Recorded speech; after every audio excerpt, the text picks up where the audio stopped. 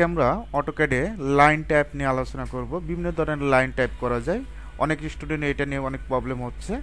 প্রথমে একটা লাইন নেবেন, এল লিখে এন্টার, ফার্স্ট পয়েন্ট ক্লিক করবেন, এখান থেকে 6 ফিটের একটা লাইন নেব। এখন আমরা এই লাইন টাইপটা চেঞ্জ করব। জাস্ট সিলেক্ট করবেন, সিলেক্ট করে এখান থেকে প্রপার্টিস টুলবার আন্ডারে আপনি ড্যাশ বিভিন্ন, আপনি যদি এটা চয়েস না হয় তাহলে এখান থেকে কি করবেন, ডট দিবেন। দেখছেন বিভিন্ন ধরনের ডটের মতো যে চিহ্নটা। এখন এখান থেকে যদি কোনো কারণে চয়েস না হয় সেক্ষেত্রে আপনার কিসে যাবে, আদার্সে যাবেন, এখানে লোডে যাবেন। লোডে যাওয়ার পর আপনি সবগুলো দেখবেন, আপনার কাজের জন্য যেটা প্রয়োজন সেটাই নেবেন।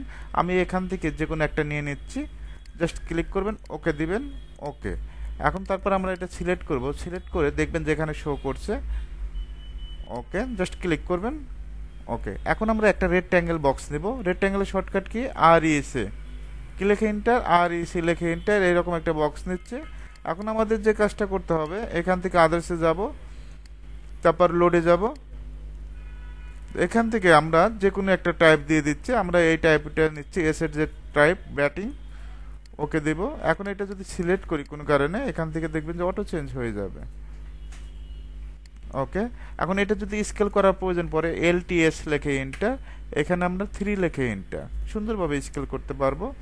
তারপর এখান থেকে যদি স্কেল করতে কারো কোনো প্রবলেম হয়, আদার্সে যাবেন, লোডে যাবেন, এখান থেকে আমরা স্কেল ফ্যাক্টর এখানে আমরা 7 করে দেব। কত করে দেব, 7। দেখবেন যে স্কেলটা বড় হয়ে গেছে। আমি আবারও ক্লিয়ার করে দিচ্ছি, আদার্সে যাব, এখান থেকে আমাদের যে কাজটা করতে হবে, আমরা এটা 3 করে দেব। এখান থেকে আপনি স্কেল পরিবর্তন করতে পারবেন। তবে শর্টকাট এলটিএস লিখে এন্টার, আপনার 4 লিখে এন্টার। আশা করি লাইন টাইপগুলো চেঞ্জ করতে পারবেন।